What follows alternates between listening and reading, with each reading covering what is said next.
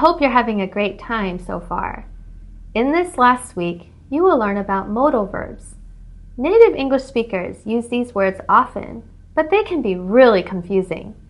You will watch many videos to explain the different types of modals and how to use them naturally. Make sure you take notes so that you can remember what you've learned after the class ends. Enjoy this final week.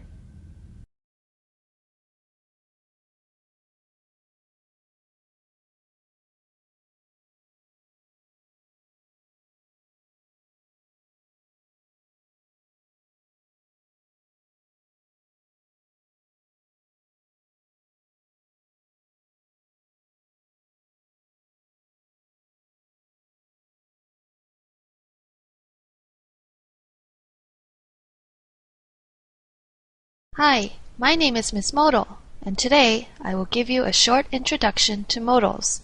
Modals are a special group of words that help main verbs, so they are called helping verbs.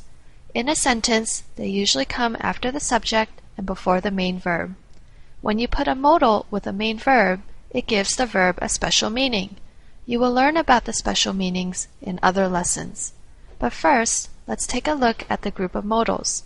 Can, could, may, might, should, had better, must, will, and would. The most important rule about modals is that they never change. He cans? No. They would? No.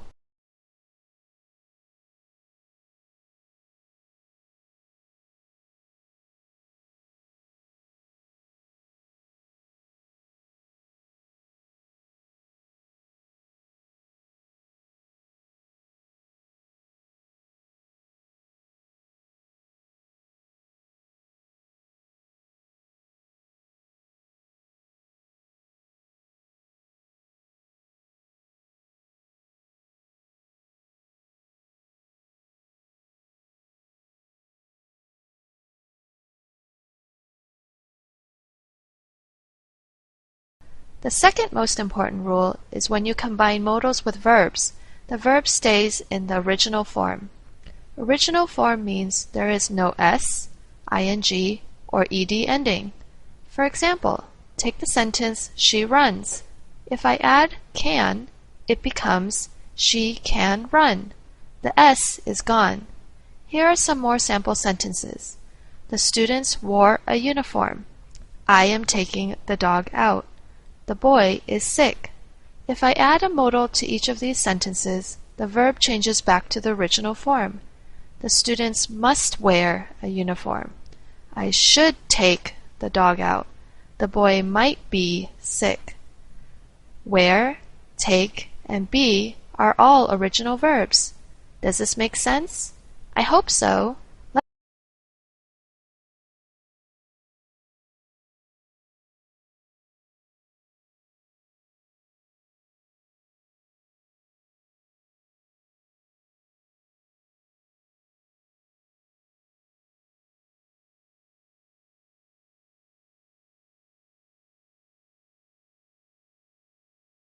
Let's do a quick review. Today, you have learned that modals are helping verbs, and you always use it with the original form of the verb. Thanks for listening. Bye.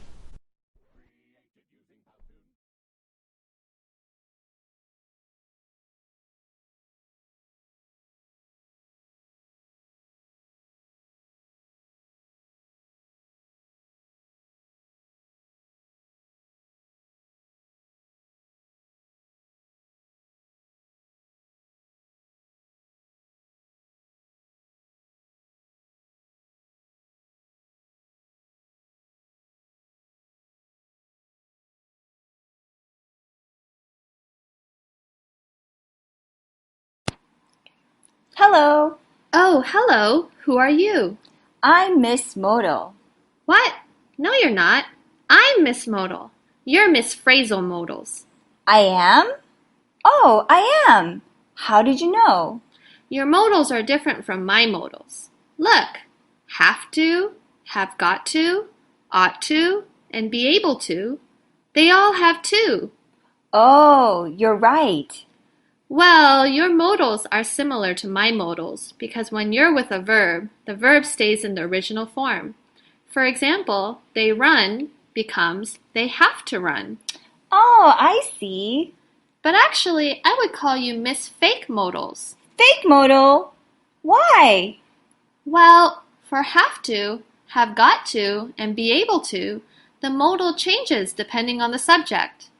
For example, when you change the subject from they to she, have changes to has. She has to run. Oh, I see. Okay, let me show you a couple more examples. Number 1, the bird have got to find food? No, the bird has got to find food. Number 2, the boy be able to eat spicy food? No, the boy is able to eat spicy food. Oh, got it. Ought to is the only one that doesn't change. They ought to sleep. He ought to sleep. I guess this isn't a fake modal. See, I'm not completely fake. Fine, fine, Miss Phrasal Modal.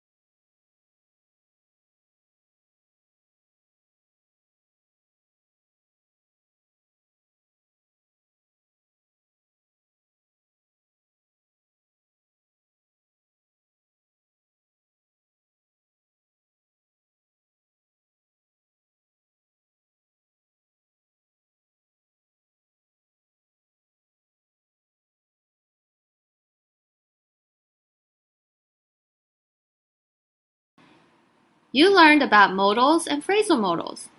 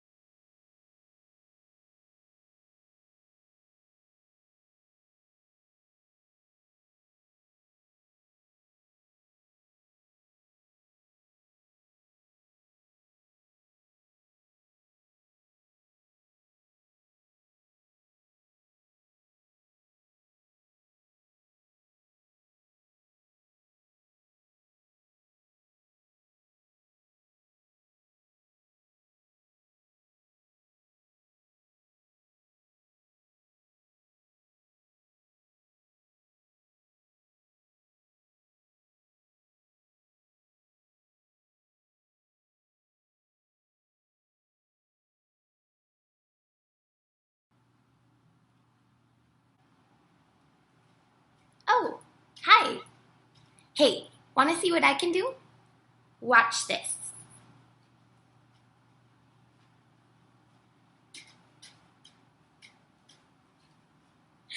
Did you see that? Did you see what I can do? I can do a handstand. How about you?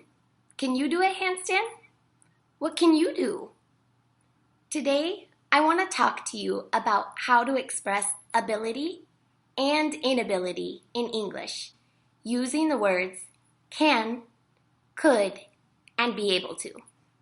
Do you know what kind of verbs these are? If you said modal verbs, you're right.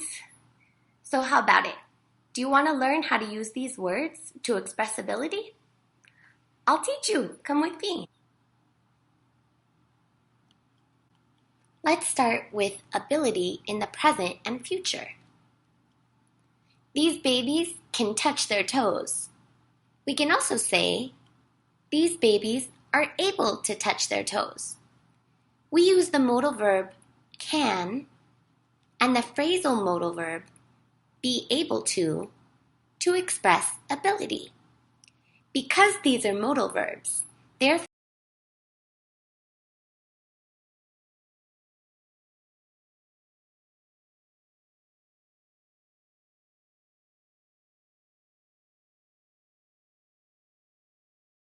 followed by the simple form of the main verb.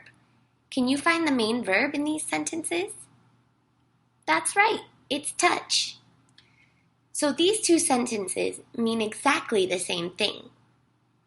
But let's take a look at the first one to see how it's a little bit different in its form than the second one. When we use can, all we need is any subject, followed by can, remember no S, and the main verb in its simple form.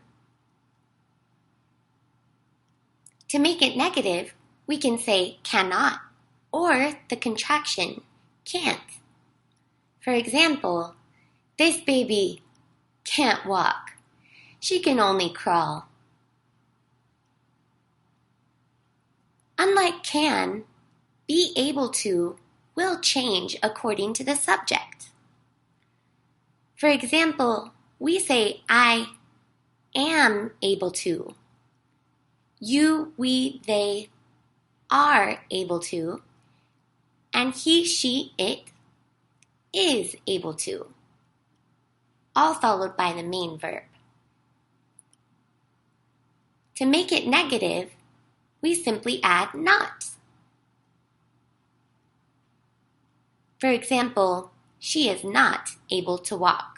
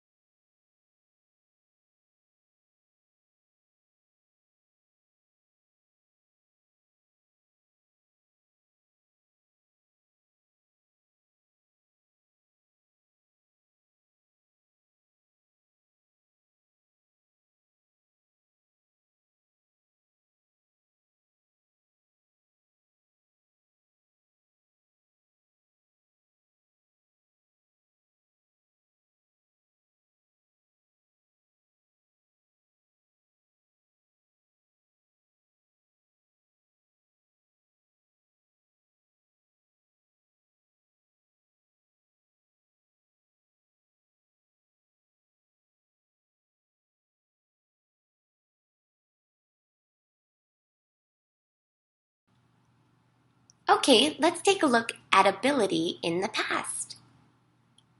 When Joe was younger, he could touch his toes. Now he can't. Poor Joe. We can also say, when Joe was younger, he was able to touch his toes. Now he can't. We use the modal verb could to express ability in the past. We have another clue in this sentence that tells us we're talking about the past. Can you find it? Yep, it's the verb was, which is in its past form. Just like can, could is easy to use. We don't need to change it according to the subject. To make it negative, we simply add not or use the contraction couldn't.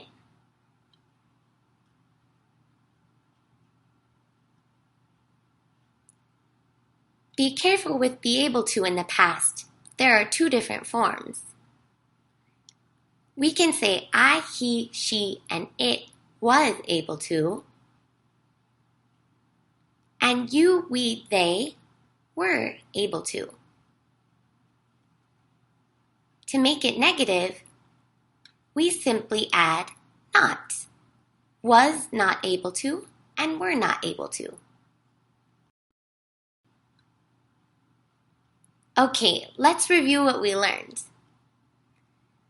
To express ability in the present and future, we can use can or cannot to express inability, and the main verb in its simple form. To express ability and inability in the past, we can use could or could not.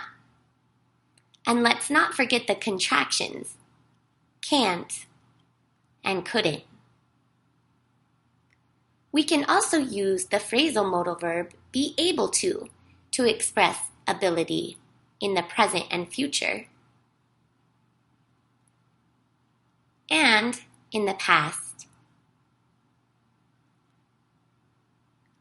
I hope you had fun learning how to express ability in